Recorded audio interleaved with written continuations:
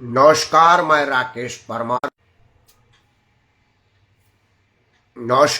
राकेश परमार। और आप देख रहे हैं महत्वपूर्ण मुद्दा। मित्रों, महत्वपूर्ण मुद्दे में तानाशाही, एक तरह से कहें तो गुंडई। मित्रों, आज कुछ नई डेवलपमेंट हुई, रोज रोज होगी। यह गद्दी के से उतार फेंकने तक नई नई कुछ न कुछ गतिविधि होगी। सब लोग यह चिंतित है कि भाई नरेंद्र मोदी कुछ बोल क्यों नहीं रहे हैं। कोई कह रहे कि बड़ा परेशान है, रात की नींद नहीं आ रही है, वगैरह वगैरह। लेकिन मेरा अपना मानना है कि नरेंद्र मोदी खुश हो रहे होंगे, क्योंकि वो यही चाहते थे। उनको इस बात की जानकारी है कि देश में पिछड़ा वर्ग, दलित वर्ग, जो कि खेमे में बटा हुआ है। आज भी देश का दलित उत्तर प्रदेश में मायावती के साथ है, आज भी यादव उत्तर प्रदेश में मुलायम सिंह के परिवार के साथ है, बिहार में लालू प्रसाद के साथ है। अलग अलग लोग उसके वोटों के ठेकेदार हैं।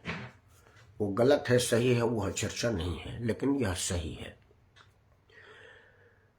नरेंद्र मोदी के बहुत प्रयासों के बाद भी बहुत हितकारी योजना नरेंद्र मोदी ने पिछड़ों के लिए, दलितों के लिए, मुसलमानों के लिए बहुत सारे हितकारी योजनाएं लागू किए, लेकिन यह वर्ग उनके साथ नहीं आ सका। और सबसे मजे की बात है कि जिस स्वर्ण समाज को रोज लतियाते हैं, जुटियाते हैं, उसके हितों की वर्ग आंख मूंद करके वह वर्ग भारतीय जनता पार्टी के साथ है। अब सवाल है कि जो वर्ग आपका नहीं है उसके चक्कर में आप क्यों पड़े हैं, जबकि यह दुनिया की दस्तूर है कि आधी छोड़ पूरी को धावे, आधी मिली न पूरी पावे। यह विषय सोचनीय है। लेकिन आज कुछ बातें हुई, वो समझने वाली है, सोचने वाली है। सबसे बड़ी बात हुई कि आज धर्मेंद्र प्रधान मीडिया के सामने आए और अपना एक स्टेटमेंट जारी किया। कहा कि यह इस एक्ट का दुरुपयोग नहीं होने देंगे। ऐसे कह रहे थे जैसे दुरुपयोग यही करते हो, और इसलिए नहीं कर, क्योंकि चैलेंज ऐसे दे रहे कि नहीं करने देंगे। धर्मेंद्र प्रधान उस लोगों को यह बात बता रहे थे जो इसके पहले ही एसटी के दुरुपयोग से दुखी हैं, रोज रोज दुरुपयोग का मामला झेल रहे हैं, देख रहे हैं। यह देश भूला नहीं है नोएडा के उस एडीएम स्तर के अधिकारी का बीबी एक मिलिट्री के अफसर को गालियां बक रही थी। मिलिट्री के अफसर का दोष सिर्फ इतना था कि उसका घर उस एडीएम के घर के बगल में था और एडीएम की गाड़ी उसके दरवाजे पे खड़ी थी। उसने निवेदन किया था कि थोड़ा हटा लीजिए, मेरे रिश्तेदार निकल जाएगा ना तो लगा लीजिएगा। उस एडीएम के बीबी ने कहा कि हरामजादे, कुत्ते, साले, कमीने, सौर समाज के आदमी है, तू क्षत्रिय जात का है और मैं दलित जात की हूं, तेरी औकात कैसी हुई मेरे से बोलने के लिए? सरकार का शेल्टर मुझे मिला हुआ है। अब वो मिलिट्री वाला आदमी बोला था कि रिश्तेदार अंदर है, क्यों इस तरह से बात कर रही हो? और ऊंची आवाज में कर ली, तो तेरा रिश्तेदार भी तो स्वर्ण होगा, अपरे कास्ट का होगा ना, तो गाली सुनने के लिए, क्योंकि संविधान ने हमको यह कह रखा है कि जितने स्वर्ण समाज के लोग गाली दो और अगर उसका प्रतिवाद करे तो केस लगा दो। और उसने कहा कि तुम देखना चाहता है। उसने फोन किया, चूंकि एडीएम बहुत बड़ा पोस्ट होता है, एडीएम का फोन आया, पुलिस आई, अरेस्ट करके मिलिट्री वाले अफसर को ले गई। मिलिट्री वाले अफसर के घर में सीसीटीवी कैमरा विद साउंड लगा हुआ था। वो सारी गतिविधि रिकॉर्ड हो गई, जज के सामने दिखाया गया। तो जज ने बोला कि भाई मेरे पास यह अधिकार नहीं है कि मैं इसको छोड़ दूं। आपके सरकार ने कानून बनाया है कि अगर कोई एसटी का मुकदमा बनता है तो सबसे पहले 6 महीना तक उसको बंद करो, जमानत के बाद 6 महीना बाद करेंगे। तो यह टेप सही है गलत है यह मैं 6 महीना बाद सुनूंगा, 6 महीने तक अंदर जाओ। वो क्या करते जज साहब, संविधान का कानून है, वह टेप की सत्यता उसकी जेन्युइनिटी जांचने का बाद 6 महीना बाद का है। 6 महीना तक तो सुनवाई नहीं है। कोई भी देश, कोई भी सरकार अपने लोगों को इस तरह की घातक निर्णय कैसे ले सकता है? वो इसलिए ले सकता है कि उसको भरोसा है कि जिस दिन मतदान की बात आएगी, टिकट बांटने की बात आएगी, तो मैं किसी राजनाथ सिंह को टिकट दे दूंगा, किसी अश्विनी चौबे को टिकट दे दूंगा, किसी नीरज शेखर को टिकट दे दूंगा, कोई वीरेंद्र मस्त को टिकट दे दूंगा। और यह सब मुंह लटका के आएंगे, चलो हम तो तुम्हारे भाई हैं। आप लोग एक बात का ध्यान देना। अभी का मामला से शुरू करते हैं, 2-3 मामले बताऊंगा, वीडियो लंबा नहीं करूंगा। यह जो मामला आया है जिस पर पूरा देश में बवाल उठा है, सोशल मीडिया में तो बिल्कुल आग लगी है, इसका अध्यक्ष दिग्विजय सिंह स्वर्ण सभा ठाकुर साहब, उनके क्षत्रिय होने में मुझे कतई संदेह नहीं है, मैं निजी तौर पर उनको जानता हूं। रविशंकर प्रसाद, वो जो भूरा बाल लालू प्रसाद खाली करते उसमें एक लाला कायस्थ। यूजीसी के जो सर्वरा है, सर्वा है, वो जोशी जी पंडित हैं। मतलब जब भी सरकारों को स्वर्ण समाज का विरोध करना होता है, गला काटना होता है, जहर देना होता है, उनके हकों को मारना होता है, तो सबसे पहले इन भाड़ों को आगे करते हैं। आपके ही भाड़ों को सामने करेंगे, आप ही से आपकी ऐसी तैसी करवाएंगे। अभी दिग्विजय सिंह है और रविशंकर प्रसाद हैं, जोशी जी, जिन क्षत्रिय ब्राह्मण भूमिहार लाला बनिए की हितों की अवहेलना हो रही है, उनके बच्चों की भविष्य को चौपट किया जा रहा है, वो इनके खुद के द्वारा हुआ है। इसमें एक भी दलित सामने नहीं है।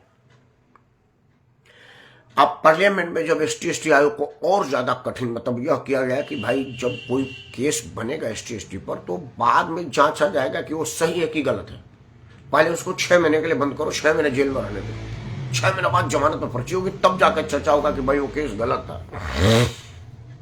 और साबित हो गया गलत है। बोला गलत है तो कोई बात नहीं, क्योंकि उस पर उसको केस नहीं लगेगा, उस पर उसका कोई सजा नहीं होगा।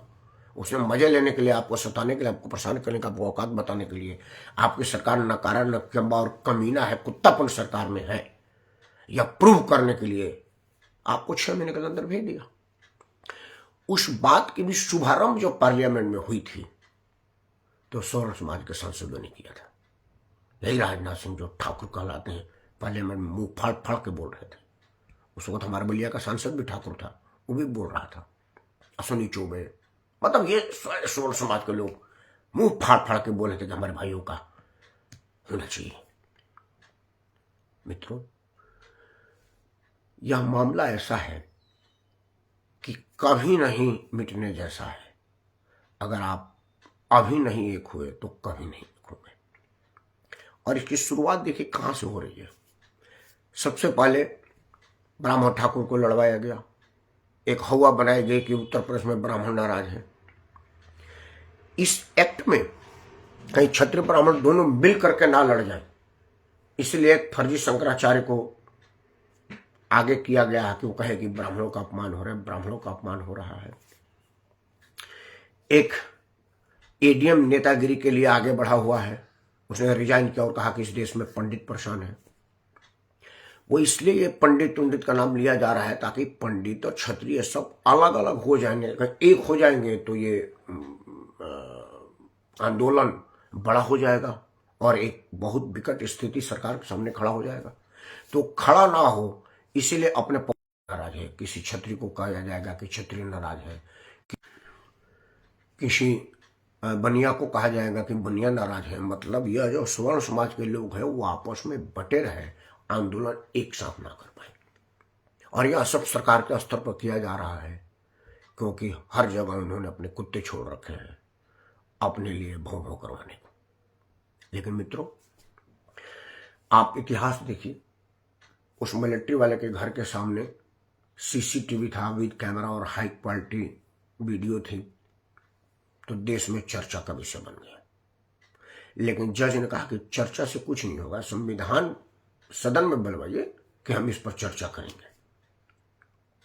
पहले सिस्टम में था कि आपको एक गवाह देना पड़ता था और फर्स्ट क्लास के अधिकारी उसकी जांच करते थे। अब वो सब खत्म हो गया। पहले आप फोन करेगा, सुनो ST/ST लगाओ, तो 6 महीना पहले अंदर जाओ। उसके अमानवीय काम भी सरकारें करती हैं इसलिए कि उनको वोट चाहिए।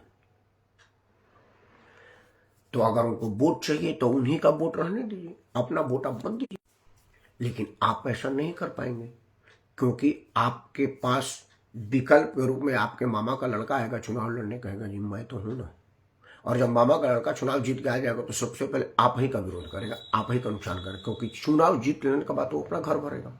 और फिर काहे का मामा का लड़का, फुआ का लड़का, चाचा का लड़का, हमारा क्षत्रिय, हमारा ब्राह्मण, कोई नहीं रहता। क्योंकि आज स्वर्ण समाज के 140 से ज्यादा संसद सदस्य हैं सदन में। किसी भी, मैं गाली देके कह रहा हूं, किसी भी कुत्ते कमीने हरामजादे के मुंह से आपने सुना कि भाई गलत हो रहा है, जबकि यही अगर दलित की बात आती होती दलित रिजाइन कर देते, दलित समाज के सांसद रिजाइन कर देते। लेकिन हमारे हरामी लोग चुपचाप बैठे हुए हैं, मजे ले रहे हैं, क्योंकि उनको आप प्यारे नहीं है, उनकी वो सीट और पोजीशन प्यारी है जिस वो विराजमान है। एक भी मंत्री संसद ने एक झूठा भी कहा कि नहीं एक बार विचार कर लीजिए, क्योंकि उनसे आपसे अब आप चुनाव के दिन तक इस बात को, और चुनाव के टाइम में आप काला चोर को वोट दे दीजिए, इन हरामियों को वोट मत दीजिए। आप अपना वोट नोटा को दे दीजिए और चुनाव पर इनको मत दीजिए। एक बात देखिए, आपको एक छोटा सा बात याद करा करके वीडियो बंद करूंगा। मध्य प्रदेश और राजस्थान में जब नरेंद्र मोदी बना देश के प्रधानमंत्री, इतनी सीटें हारी और उतने वोटों से हारी जितना नोटा का वोट पड़ा।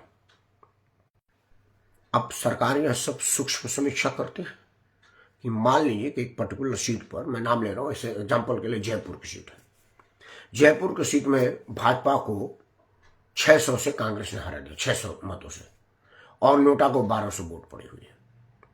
नोटा को वोट कौन है? जो कांग्रेस को देना नहीं चाहता था और भाजपा को दिया नहीं गुस्से में।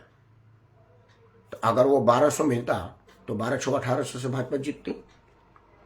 जब सरकार ने सूक्ष्म समीक्षा किया तो बिना स्वर्ण समाज के आरक्षण मांगे 10% इकोनॉमिक रूप से बैकवर्ड क्लासेस के लिए दे दिया। कहीं से कोई मांग नहीं थी, क्योंकि उन्होंने कहा कि यार ये तो मामला उल्टा जा रहा है, तो सरकारें गिर जाएगी, तो कहीं मोदी के टाइम में ना हो जाए, बिन मांगे दे दिया। कहीं कोई स्वर्ण समाज आंदोलन नहीं किया था बड़ा। किसी भी दलित पिछड़े समाज के बच्चों ने यह नहीं कहा था कि यूनिवर्सिटी में हमारे साथ भेदभाव हो रहा है। वो जिस बेम्बुला के नाम पर यह एक्ट बना हुआ है और बेम्बुला को आधार बनाया गया, वो खुद ही दलित नहीं था। वो राजनीति करने के लिए खुद को दलित घोषित किया और बोला कि मैं दलित हूं, और दलितों के नाम पर संग्राम करवाया। बाद में पता चला कि वो दलित नहीं है, वो जांच में आ गया।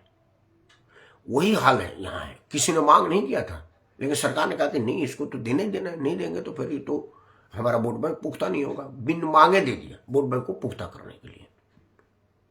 तो मित्रों, आपसे दो ही निवेदन है। पहला कि आप वोट के दिन तक इसको याद रखिए और इस संघर्ष को जमाए रखिए, लगाए रखिए। काला चोर को वोट दे दीजिए, अपने समाज को वोट ना दीजिए। इन 140 में से एक भी सदन में नहीं जानी चाहिए। तब देखिए कि आपके लिए सड़क पर संग्राम करेंगे। दूसरा, ये जो मौका परस्त लोग अधिकारी हैं, जैसे वो एक अग्निहोत्री ने आज रिजाइन दिया कल और आज भाषण देने लगा, उसका वीडियो आ गया कि मैं माता प्रसाद जी से बात कर रहा था। माता प्रसाद कोई अछूत नहीं, इसी देश के सामाजिक कार्यकर्ता है, राजनीतिक हैसियत है और विधानसभा में नेता विपक्ष है, और ये कोई बुराई भी नहीं है। लोग विधानसभा का अध्यक्ष रहे हैं, और माता प्रसाद से अगर कोई मिल करके रिजाइन कर रहा था, इसमें कोई बुराई नहीं। हमको उससे कोई एतराज नहीं।